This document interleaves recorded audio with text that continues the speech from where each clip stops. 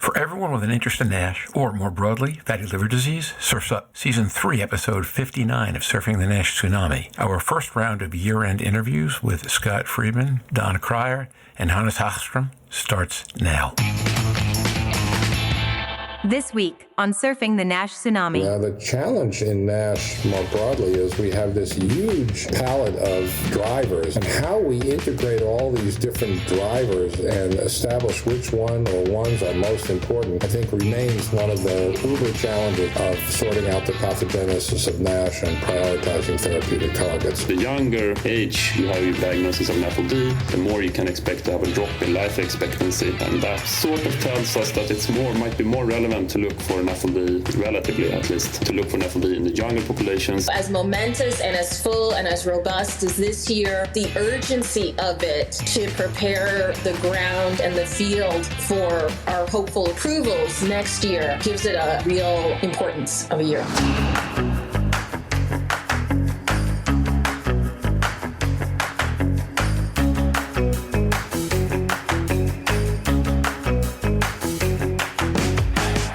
As an exciting 2022 comes to an end, Surfing the NASH Tsunami looks back on some of the year's key advances. Join hepatology researcher and key opinion leader Professor Jörn Schattenberg, liver wellness advocate Louise Campbell, pricing and forecasting guru Roger Green, and our guests, hepatology researchers and key opinion leaders Professors Scott Friedman and Hannes Hagström, and Global Liver Institute founder and CEO Donna Cryer, as they consider the year's key gains in knowledge, commercialization, and advocacy. This week on Surfing the NASH Tsunami.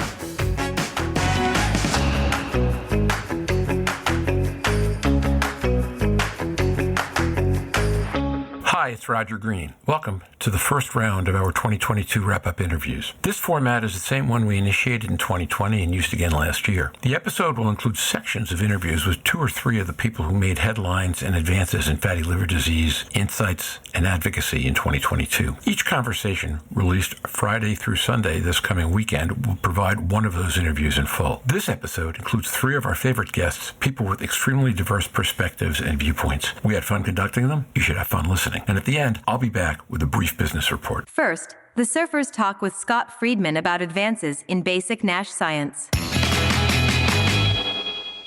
This afternoon, we're here with we're recording a lot of our favorite guests this afternoon, but this favorite guest happens to be Scott Friedman. Scott, how are you this afternoon? I'm great, Roger. How are you? Fine. As you get ready for the end of the year, any highlights ahead or just kind of a end of the year? Well, I think there's lots to be hopeful about and lots of great science. I guess that's my strong suit. Some of these are going to translate into new approaches. So I would say there's some interesting prospects out there based on the published literature in the calendar year. Scott, my friend, your floor. Go ahead. Sure. Lots of exciting science, as you know, NASH, and both in patients and even in basic science and translational models is really front and center for obvious reasons in terms of the public health impact. And with no approved drugs, there seems to be, on the one hand, more of an urgency to come up with better pathways and better targets. On the other hand, to try to modify and improve our clinical trials and our endpoints and our non-invasive markers to make those trials more streamlined and more accessible. And there's been progress. So there are a number of articles I'm going to highlight, if you'll indulge me. I will say that I'm well prepared for this podcast because I was asked to speak at the upcoming NASH-TAG conference, which I know, Roger, you'll be well represented at. And in doing so, I was assigned the task of finding some good articles to review for Best of Basic Science. So I will share some of those perspectives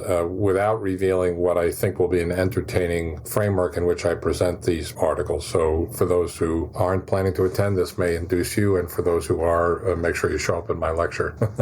Okay, so I would say that the first article is recently published in the New England Journal of Medicine, and it's an article that identified a genetic polymorphism in a gene I'd never heard of called CIDEB, which is a cell death activator. And this follows a similar path for studies that were done a few years earlier to identify a genetic variant in a gene I also hadn't heard of called HSD17B13, in which the presence of a non-coding variant, meaning the protein wasn't expressed, seemed to associate with protection from NASH, which suggested that, and still suggests that, this gene variant that is a germline, or it's genetically transmitted, this gene variant, when it encodes for an inactive protein, protects patients, which of course implies that the protein itself may be activating NASH or contributing to NASH through lipotoxicity. And I think that remains a very important discovery, and one that has already launched at least 2 or 3 efforts in commercial space to antagonize HSD17B13 to mimic the protection that is conferred naturally by patients who have the protective variant. Now along comes in the New England Journal another paper that has a very similar story, meaning that a variant in this newly discovered gene, CIDEB, that prevents the protein from being active also protects patients with liver disease. And interestingly, the molecule seems to behave similar to HSD17B13, meaning that it is involved somehow in lipid droplets. So if you prevent the protein from functioning, you prevent some of the presumed injury from the accumulation of lipids and the generation of lipotoxicity. So it speaks to, number one, the power of genetics in uncovering pathways that we really never thought about or didn't even know about, on the one hand. On the other hand, it tells us this is a very complex disease with a lot of genetic variants that may variably contribute to the likelihood that a patient who's obese and has fat may develop NASH. The one other important aspect is that the loss of function variant is present in about 1 in 150 patients, less than 1%, not wildly common, but proof of principle that genetics are really contributing. Now, the challenge in NASH more broadly is we have this huge palette of drivers. They're genetic,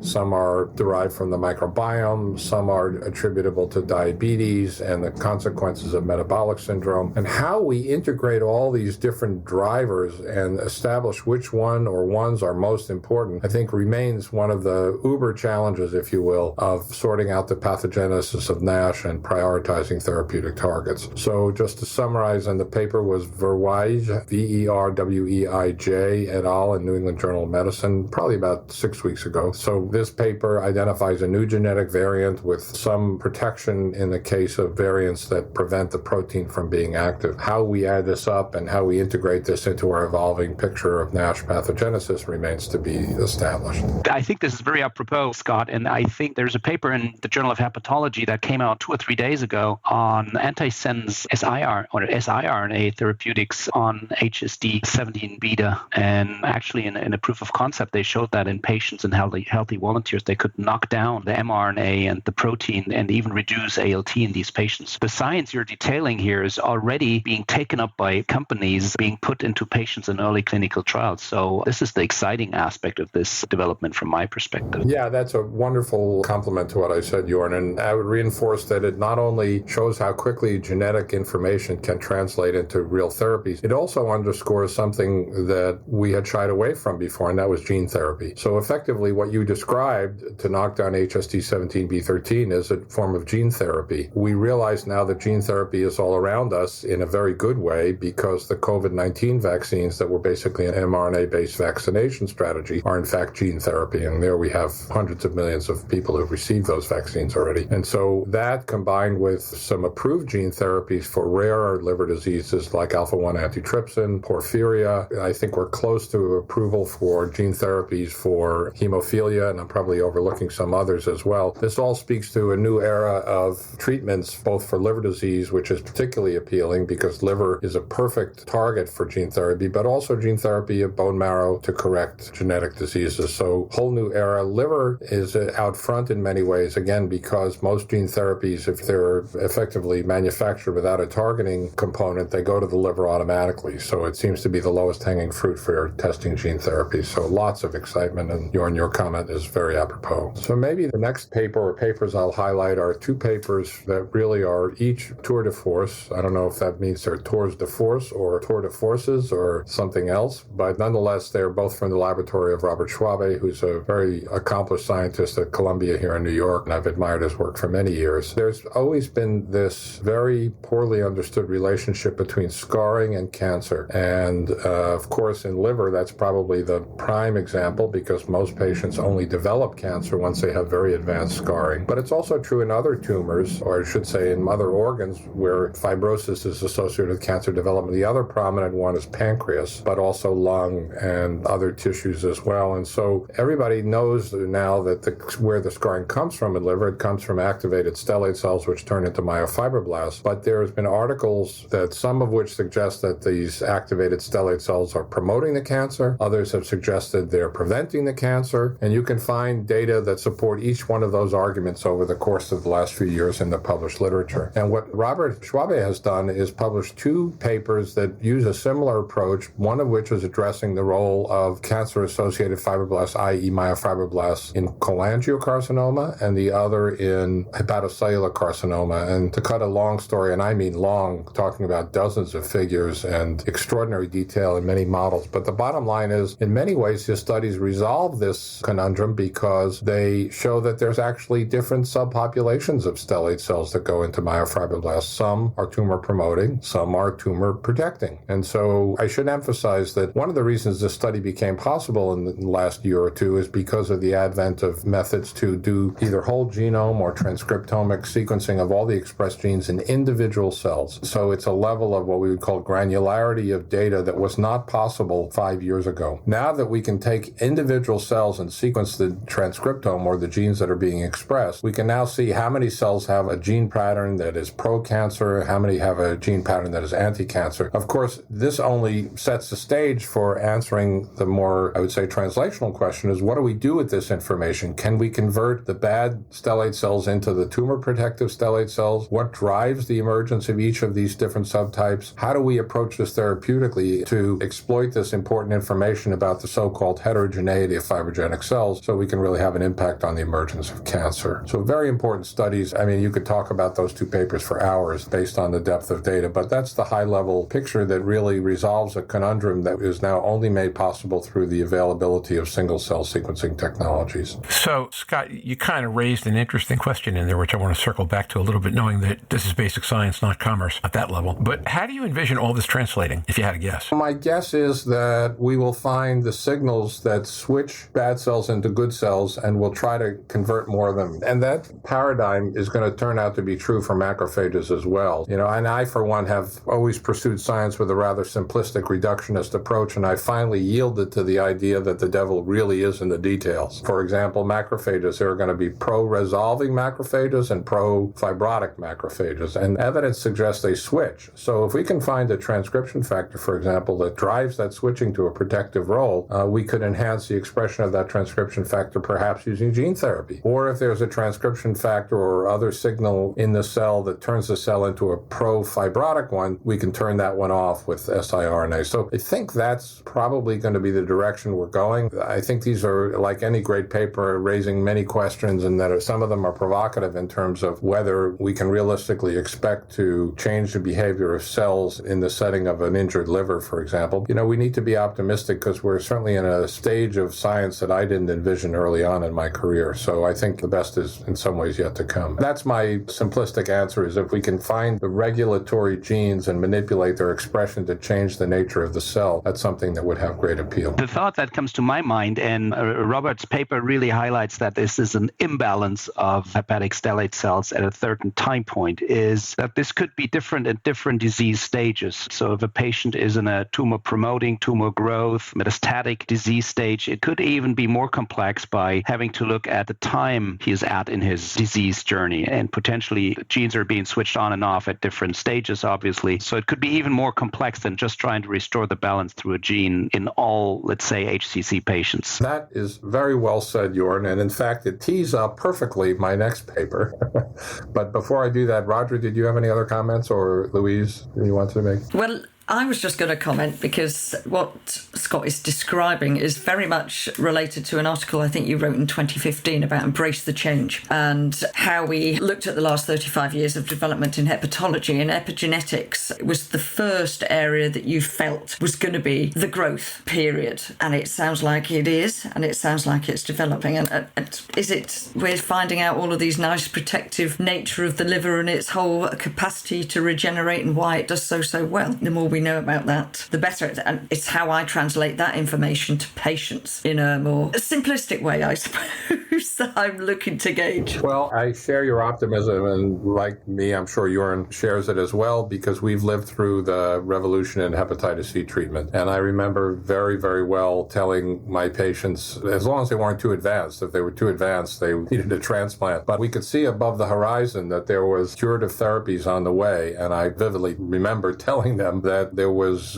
great progress on the horizon. We just needed to keep them out of harm's way until those became available. And the rest is history. We have curative therapies for Hep C in 8 to 12 weeks, 95+% cure. We don't dwell much on our successes because we have more challenges ahead, but that is probably going to be the greatest success story we've experienced in hepatology for some time in terms of its impact on public health. It's completely changed the nature of end-stage liver disease. We're seeing fewer and fewer, and that's going to be even a greater change over the next few years, and less liver cancer. Of course, unfortunately, NASH seems to be replacing that at a relatively steady clip, so that we don't have time to indulge in self-congratulation around the success of Hep C, because we have a larger population than Hep C now with NASH who have many of the same risks of cirrhosis and liver failure. That comment heads directly to my next question. Louise, go ahead. No, I was just going to say, if we can do what Scott's describing in some of those papers in this protective mechanisms for the liver, then can endocrinology and cardiology embrace the change that we can induce in liver to help their diseases that are connected? That's right. Well, there's two ways to think about that, Louise. One is, are the same signals that are driving disease in liver relevant to the diseases in heart and pancreas and kidneys that are also affected by metabolic syndrome? There's a more, I would say, blocking on the word, but there's a more holistic view, if you will, which is that if you correct the liver alone, that it's such an important organ that many of the benefits of treating the liver will be conferred or extended to the kidney and to the heart and to the pancreas just by fixing the liver. And that's what many who are developing metabolic therapies for liver disease are arguing, is there's going to be a carry-on benefit just from making the liver healthier because it has such a broad impact on other tissues. The word I was trying to think of was parsimonious. It's a more parsimonious explanation. Next, Hannes Hagström joins the surfers to share some of his and his team's recent research on NAFLD epidemiology and metabolic diseases. So this afternoon, as our interview series continues, we're here with our friend Hannes Hagström. The purpose of this series of interviews is to talk a little bit about folks' impressions in general of the year 2022 in fatty liver disease, and then some of the work that they've been doing this year that has made a contribution to the field. So I think 2022 was a good year for NAFLD research. Sure, we saw some sort of failed trials, which feels like standard now in this field, but I also think there's, with all the phase 3 trials now about to read out in this year or next, I think there's actually some relevant hope, and I think the mechanisms by which with the drugs we are now trying, to me, feels quite a bit more realistic to actually work in the general population. It's an interesting comment. When you say realistic, are there specific mechanisms you have in mind, and what makes you use the word realistic to define them? So I always think about NAFLD like a public health problem, and that you're sort of overloading your system with nutrients, and one major way we need to combat this is to reduce the general load on the metabolic system. And this is my personal opinion, but going through a specific molecular pathway might not do it. There are so much redundancy in these systems. So I think a general pathway would be to try to reduce the general burden on the system. And that's what we're trying to do now with the drugs that are in the late phase 3 trials with, for instance, of course, GLP-1s, which is sort of leading the way, but also perhaps with resmetirom. We'll probably know more in a few weeks, but quite a lot in FLD. And we've developed a nice population-based cohort of liver disease patients that we are doing a lot of studies on, so that really sort of have turned the wheel around quite a lot in my research group. Why don't we follow that wheel and step into your patient cohort and studies of the various things that you've produced this year? Yeah, sure. So not all the listeners maybe are aware of the registers that are available in the Nordic countries, which is Scandinavia and Sweden. So we have this tax-funded system where essentially healthcare is generally free of charge, except some smaller fees, so you have less problems with selection bias. And then we have rather accurate registers for finding people when they're hospitalized, when they go to their specialty doctor, like their gastroenterologist or their hepatologist. We can identify, prescribed drugs automatically from the pharmacies and so on. And all of these data points can be merged through some unique identifiers that we have for each person, meaning, and then we can also identify everybody with a specific diagnosis, but we can also track them across these different registers and see if they develop comorbidities, if they die, if they get cancer, so on and so on. So it's not as granular as you would like it. We mostly don't have any lab data and so on, but at least you have very few problems with selection bias, and you can really capture the whole population, the burden of disease. So for that, using that data source, we put together a large cohort of everybody in Sweden who had a diagnosis of really any liver disease going back to the 60s. So it's quite a big cohort, around 350,000 people, and then we can identify them, look at really anything, who with the NAFLD developed cancer or who with NAFLD got prescription of GLP-1s or so on and so forth. And then we can also link them to the general population to see what is there a difference in cardiovascular outcomes if you compare it to the general population. So a multitude of studies can be done in that cohort, and we started to feel it a little bit, and we have a lot of projects going on, and some are already published and finished. So of what you've published in the past year, which one or two would you like to focus on in terms of what we've learned and what you think it's going to mean for the field going forward? I think one of the things I want to highlight is some of the work some of my rather excellent postdocs have been doing, who are really good with epidemiology and biostatistics, and I feel so fortunate to be working with these sort of young and energetic people. But my postdoc Jing Shang, she had a paper in hepatology this year where we looked at risk for cardiovascular disease, but also risk for mortality after cardiovascular disease. And another a little bit innovative way, which we haven't seen so much in this field, was also trying to estimate the loss in life expectancy in people with NAFLD. So in essence, we identified everybody with diagnosis of NAFLD in Sweden, looked at the risk that they had to develop cardiovascular disease, and then you compare the risk of dying after a cardiovascular event to that of people without NAFLD, but that also had a cardiovascular event. And strikingly, what we could see was that patients with NAFLD, they have a much higher rate of developing CVD events, which we already knew. But after the CVD event, there's no difference in overall mortality, actually, if you compare it to people that did not have at least known NAFLD diagnosis at the time of their CVD event. Now, of course, those people might all have undiagnosed NAFLD, so there's a lot of caveats when you do these kind of studies as well. At least that sort of points out that if you have patients with cardiovascular disease events, might not be necessarily to go and see if they have an NAFLD at that point in time. And the second part of that paper was that we tried to estimate the loss in life expectancy. We found rather strikingly that in general, if you have NAFLD, you can expect to live around 3 years shorter than if you don't have this diagnosis, if you compare it to the general population. And that loss in life expectancy was actually accentuated depending on when you got the diagnosis. So the younger age you have your diagnosis of NAFLD, the more you can expect to have a drop in life expectancy. And that sort of tells us that might be more relevant to look for NAFLD, relatively at least, to look for NAFLD in the younger populations, whereas if you are coming up to an advanced age, 70, 75, 80 plus, then it might not be super relevant to look for NAFLD, which is rather logical that you don't have so much time to be left on. This data is fascinating to me, Hannes, and again, congratulations for you and your team to putting this together. It aligns with the clinical observation that liver disease is slowly progressive, and if you have a hepatic steatosis at the age of 80, it's not the same as if you have it in young years, and it kind of aligns with the BMI story where towards the end of your life, it pays off to have a little higher BMI than actually your mortality is not quite, it's that L-shaped, right,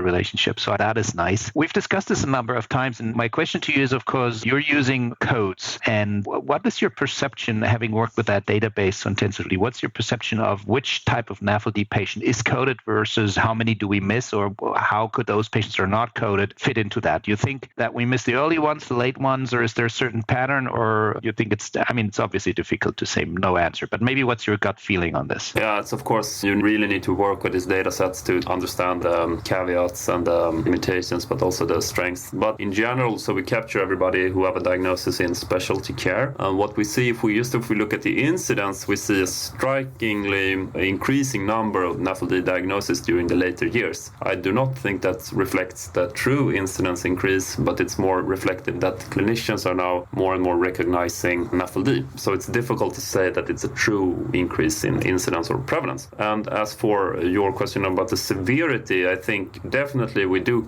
These are patients coming to a specialty doctor, so it's unfortunately not including primary care. But but when we look at it, we see that around 5% or something like that have a diagnosis of cirrhosis. But I would also fear it's a little bit underdiagnosed. So maybe some sloppy clinicians only make the diagnosis of NAFLD and don't care about making the diagnosis for cirrhosis. Who knows? So there are some caveats there as well, but definitely you probably capture the sort of sicker population as compared to the full NAFLD spectrum, which is estimated to be somewhere around 15 to 20% in Sweden. From your data sets, can you tell what tends to come first? Is it metabolic conditions in relation to NAFLD, or does NAFLD come first and metabolic in the data set? Is it established later? And if so, can you date the precursor to each one with the biopsy and the diagnosis of NASH? Because obviously NASH takes a long time and most people to develop. My thinking being that if you then get a metabolic condition and you've already got NASH, it's probably been building during rather than that thing. Were you able to tease out that from the data sets? It's a good question, Louise. We haven't actually looked at that. As I said, there's so many questions we can ask to this sort of data set, but it's actually quite an interesting topic that we could explore further, what is coming first, so to say. Another thing I want to highlight is that you can do this kind of register-based stuff and it gives you a nice coverage, but it stands out a little bit more when you connect more detailed data sets to these registers. So you can, for instance, link your own research cohort to these registers, and you can then get the potential for long-term follow-up. So we have done a few of those studies where we have looked at biopsies of patients with NAFLD and linked them to these registers, and that allows us for long-term follow-up. Then you have the granularity of the biopsy, and you have lab tests and BMI and whatever that you captured from the charts yourself or some coworker, and then you can get a long-term follow-up. And then you can also, what we're doing right now is collaborating with the Swedish Diabetes Register, which is quite remarkable. They capture 90% of everybody with type 2 diabetes or even more. So you have more granularity of the data, such as BMI, HbA1c levels, and so on. So we're doing a study right now where we're looking at the number of comorbidities. So if you have diabetes plus minus hypertension, hyperlipidemia, and so on,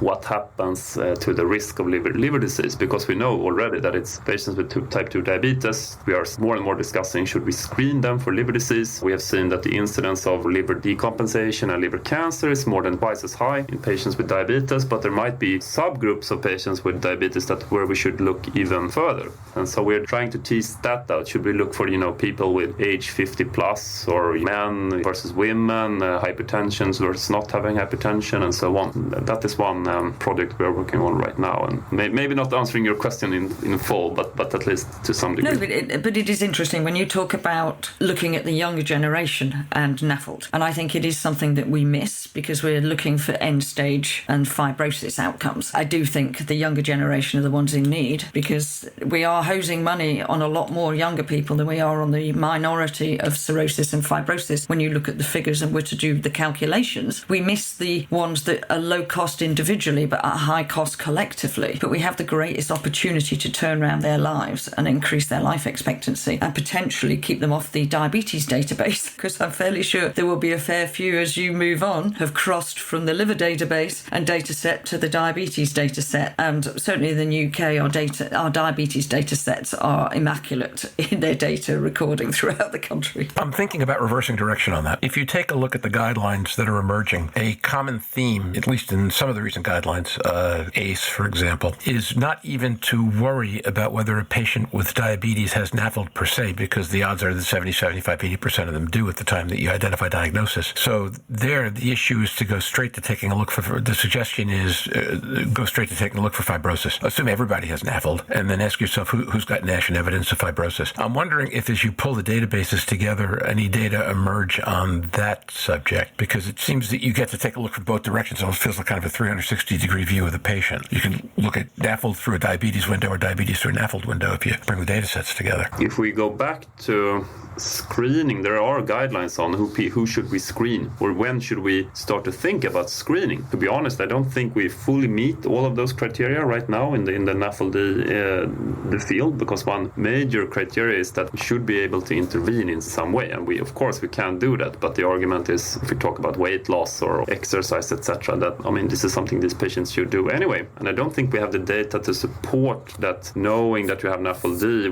will actually make the patient change the way they live. Maybe we are just, argument against that could be that we are just introducing more harm, that we are scaring these patients that you will get cirrhosis and so some things like that. When we do get get some kind of treatment for this disease, I think we will end up in another situation. And actually, I think it's nice that we start to develop this thinking with screening already now. So we don't have to start from scratch when we have something we can offer the patients. I'm not sure if that was an answer to your question. I mean, the question of screening is very interesting, Hannes, and I'm with you that we don't adhere to all the guidelines. Not all patients with diabetes are screened for NASH, and I mean, there are many reasons for that. As you're on, I think I'd like to revisit what we're actually screening for. You made the case that screening for steatosis in elderly might not be the right way. The historic data, and some of this comes from your group, has very heavily focused on advanced fibrosis, and we know there's liver mortality. But maybe you can give us your insight again, what's the role of NASH, and does NASH correlate to loss in life? And did you see a little bit of a swing that maybe not fibrosis is the only aspect that's important, or we don't have that data yet? What's your view? So unfortunately, if we look at these registry-based things, we don't have the granularity where we can say that somebody has NASH or not, because of course you need a biopsy. And what we have seen is the number of biopsies are generally going down because we have replaced it with more non-invasive techniques, meaning that also you get some kind of bias because the biopsies that you do take these days, if you compare to the 80s or 90s, they are probably more advanced, the more advanced cases. So it's difficult that you see, a change in the prevalence or proportion of patients having NASH and so on. Myself, having sat and looked at a lot of biopsies, it is unfortunately quite subjective, as we all know, and it's difficult to tease out the individual effect of NASH. My thinking of this is currently that NASH is, of course, the thing that drives the inflammation and so on, but it's so difficult to capture, meaning that it's maybe not even worth trying to capture, because if it's so difficult to measure it, then we will end up in a tricky situation if we want to look at treatment response and so on. Of course, it's still a very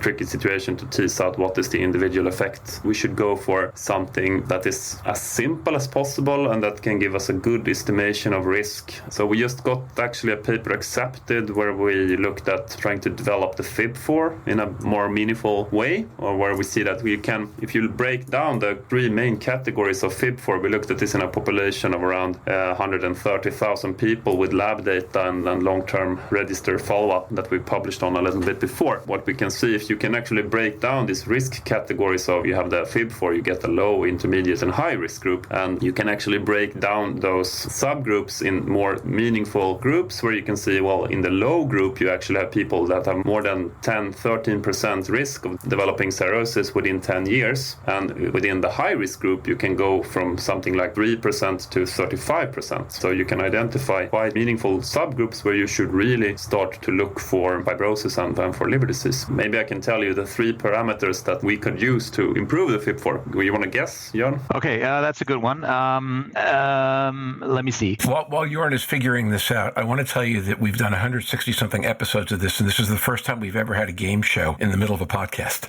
That's good, right? I'm thinking of bringing on 30... And it caught me a little bit by surprise. I'm thinking of bringing on 30 seconds of game show music, the Jeopardy music from the U.S. Da, da, da, da, da, da, da. And then when we get to the end, Jörn has to give an answer.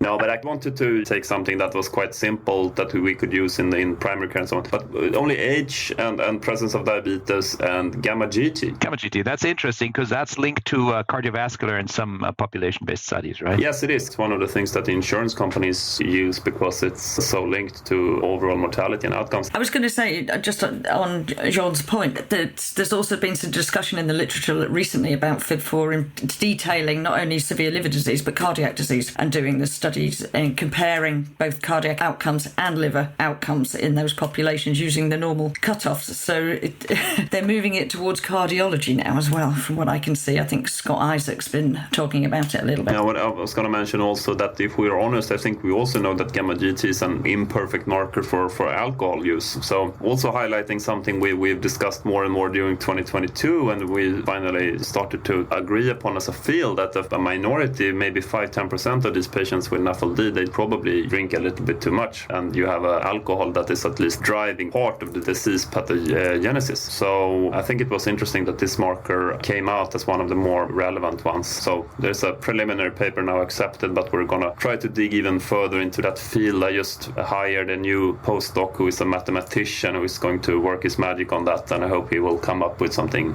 interesting in the coming year. Finally, the band comes back together as Donna Cryer discusses some of this year's dramatic gains in patient advocacy and integration into the broader research and commercial communities. Hey, Donna, how are you? Welcome back. Hello. After a highly eventful year, Jörn decided to stick around because he just wanted to talk to Donna, despite the fact that it's now 10 o'clock in Germany, and he's got a busy couple of weeks ahead. And then we have Louise. Well, I do want to say that we have NASH materials in German. We have team members who have been over to Germany, and we are conversations with the German embassy here in DC. So more to come on that partnership from the GLI angle. A very important relationship for us. You're, of course, giving us the inspiration for that. That's so exciting, and I hear you, Donna, and we'll see how that plays out. But that's about next year's review, then, I guess. That's right. Danke. Donna, how much do you have in Turkish? I believe all of our NASH materials are in Turkish, in Arabic. They're in 16 languages. All of our NASH materials have been translated. We're working on our liver cancer materials and our others, but all of our NASH materials are available in 16 languages, including Arabic, Turkish, and German. Because I'm mindful that the first time that the two of you were on together, you and Jörn, that the subject of Jörn not having Turkish materials came up. That's right. And Donna's team sent them to me, and it's something I'm using today just to highlight, what's fatty liver here. Fantastic. So with that, Donna, tell us about your year. And as you come to the end of it, what are you looking forward to? This is a year of, as much as of it has been activity, it's still preparation for an even bigger year next year. So as momentous and as full and as robust as this year, the urgency of it to prepare the ground and the field for our hopeful approvals next year gives it a real importance of a year. How has that manifested in terms of your planning and the things you've been working on? I think it has been, certainly I'm grateful for all the roles that patient voice, not only my voice, but the voice of other patient advocates have been invited into. So all of the different processes that when I started into the field of patient engagement didn't exist. I have German on the mind, so I wanted to say they were verboten. But from involvement in developing guidelines to certainly nomenclature discussions to quality measures to helping all of our members of the GLI Liver Action Network put on screenings and clinical trial recruitment. I think the diversity of efforts that GLI and GLI patient advocates and community organizations under our banner have been involved with have just never been more as diverse and as extensive throughout a field as they are in NASH. And so upskilling advocates and capacity building for the organization to be available in all of these places and to be able to make meaningful contributions in all of these areas is where I have focused. So when I look across, and it's available, I believe now or as of the airing of this episode, our 2022 U.S. NASH Action Plan snapshot that actually does incorporate some other non-U.S. actions as well. It really is, to me, stunning in the diversity of activities across stakeholder groups that have been activated for NASH. So I hope everybody really appreciates how necessary all elements of the ecosystem are and how we have been building up this momentum in NASH that's been so necessary. You say snapshot, and I was actually one of the questions I had on my list for you was to show us 3 pictures, not literally because we're on audio, specific things that have happened this year where 3 or 4 collectively paint the picture of the breadth of what you're talking about and the best moments. Just if I cut in, I don't want to take time of Donna's review here. I think for me, if I think back of the year and the patient engagement, the voice has become so much stronger through the work Donna and her team have been doing as a physician, at all levels. Whenever we meet, discuss the name changes, we discuss therapies, we discuss clinical trial design, we discuss what's important for the patient, which seems logical, but I don't think that has always been like that. And so I perceive as a physician a strong momentum here, which is to the goods for the field and for the patients, of course. So congratulations, Donna. Thank you. So Roger, you asked for 3 examples. Taking the lead on response to ICER's scoping documents or involvement in health technology assessment and being very, very involved in there and now being reviewers on that process is one thing. I think that certainly International NASH Day growing to 78 partners representing 71 countries with 22 endorsements from scientific and medical societies worldwide is important when we talk about job one being awareness for the field and really convening worldwide so that there's one voice around NASH is something that I'm really proud of the the team being involved with. And I also think things like being involved in co-authoring a paper for the National Committee for Quality Assurance. So again, looking down the road to quality measures. So as we put guidances and pathways and things in place, hopefully in anticipation of a drug treatment coming out of FDA, having all of these points, including quality measures that really are necessary to have meaningful access, not just something approved and generally theoretically available, but actually getting to a person is really something that is often overlooked and underfunded and done maybe too late or not at all in so many fields. And so I'm really proud of the field and the organization for coming together and for certainly appreciate GLI being involved in all of these different ways, sometimes in the leadership position, sometimes just cheering on from the sidelines, but making sure that systematically all of these elements that are necessary for meaningful access are either put into play or now we're really seeing, accomplished. What I've been amazed with this year, Donna, is that GLI is creeping into lots of new facets. It is becoming its own entity in that concept, and it's driving. That to me is very exciting. You mentioned NASH Day with the amount of partners. It was nice to see, I think it was Hepatitis Brisbane or Queensland Hepatitis were there from Australia. It would be great to see the Australian Liver Association next year and getting more into that. Obviously that's a personal perspective from mine, but also the work that training advocates that GLI works so hard for in the patient advocacy setting, and it's just growing from strength to strength. All of a sudden it's like doubled. It's like cells splitting. It doubles, and it's just absolutely fascinating and fantastic. One of the ways that I suppose I saw that in the flesh was I had the privilege to meet you and Roger and Jörn at Barcelona just after we'd all come out of the pandemic. And obviously that was about putting in pathways and trying to develop that network, and then that recognition and the stuff that you brought about all of the partners you already have. We're not reinventing the wheel. We are building on the strengths of institutions like yourself, GLI, and again, people coming to that table and for that discussion. So I think for me, that's where I can refer people to look at the documents now in multiple languages. That's where we can look at those strengths. And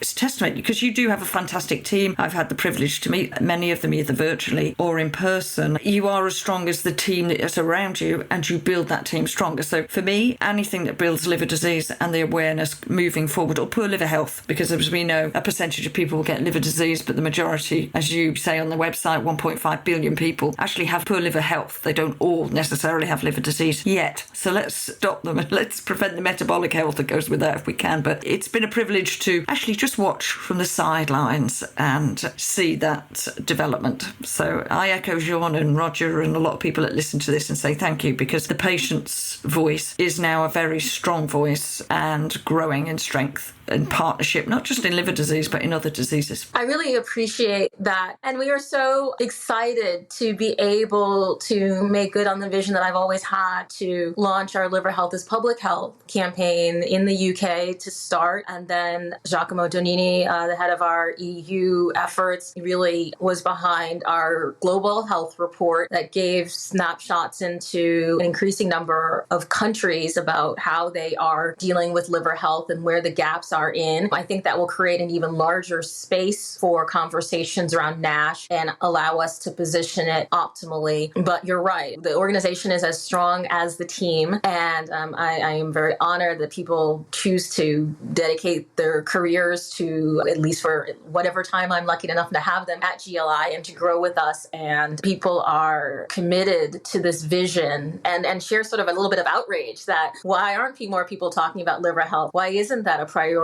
And bringing in new skill sets to apply to this cause. We need it, and we'll absolutely be reaching out to Australia. I'll ask Giacomo to put it on his hot list. I think also part of our pervasiveness of our work, I see success in other organizations proclaiming that they are now changing their strategic direction to liver health from liver disease. We see even some titles within some industry partners now changing to Director of Liver Health real. So I also see that as part of, the effect that we are having on the field as a whole. I think when we can normalize and in fact make it a positive thing for people across stakeholder groups to identify as being on behalf of and being connected to liver health, then that's really that long-term change in culture and conversation that will make all of this work sustainable. First of all, fantastic. I wasn't aware that there was anyone in industry that had a director of liver health. I think that's exceptional because, as everyone points out, people think industry makes all their money on sick, not on healthy. So that's really excellent. Have you had any surprises this year? Anything has happened that was bigger, broader, zestier, more exciting than you thought it would be? Zestier. Oh,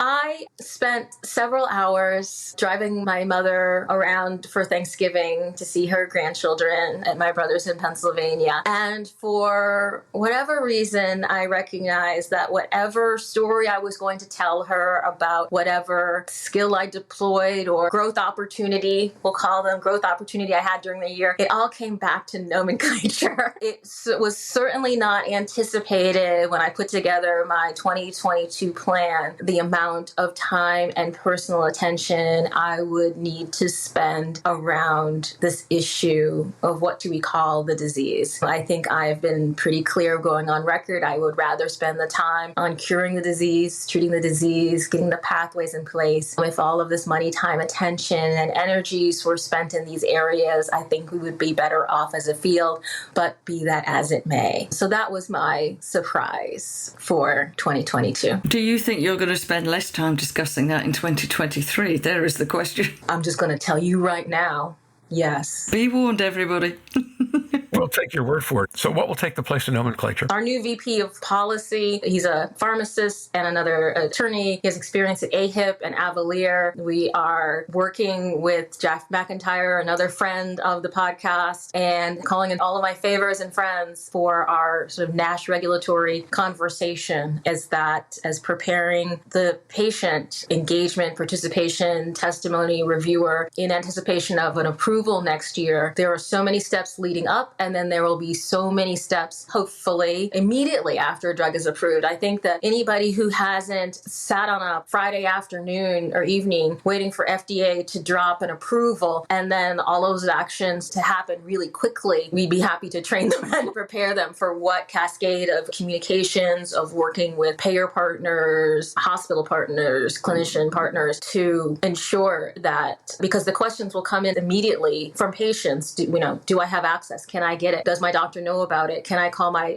doctor's office? And so we want to not act like we're surprised or this is the first time or we don't know what's going to happen or how this is done. We do. And so preparing for that to roll out as smoothly and as robustly as possible is one of our top priorities, even in this last part of 2022, to start preparing for 2023. And now for an abbreviated Season 3, Episode 59 Business Report.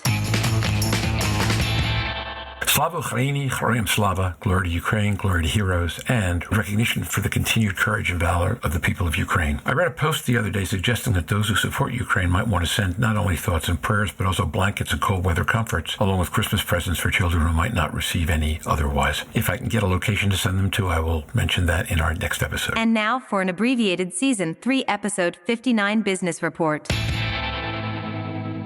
Next week, Stephen Harrison will join us for a slightly delayed NASH 2023 preview episode. The event itself promises to set records in attendance, optimism, and energy. You'll want to hear it. After the NASH preview, we currently expect to have 2 more episodes of interviews this year. The first of these, which will drop on Monday, December 26th, will feature Mazen Noureddin, Kent Kusi, and Jeff Lazarus, with individual conversations on Tuesday and Wednesday. The final episode of the year will drop Thursday, December 29th, featuring Stephen and 2 mystery guests, with those conversations dropping Friday, Saturday, and Sunday. Given all this volume, there will be no more vault sections in 2022. They will be back after NASH though. Our download numbers remain on track for a big year. In the first 18 months we were with Buzzsprout, we attracted a total of 40,000 downloads. This year, we look likely to land somewhere between 80,000 and 85,000, which is a big jump. Thanks to all our sponsors, and thanks to every one of you who's been downloading episodes. So with that, I'm off and back to the holiday. Thanks to the crew, Jake, who will be working through the holidays with me, Magic Mike, who's working this week from Hawaii, and Eric and Steve, who always work hard for all you do. And until next week, stay safe, surf on. We'll see you again on the podcast. Bye-bye now.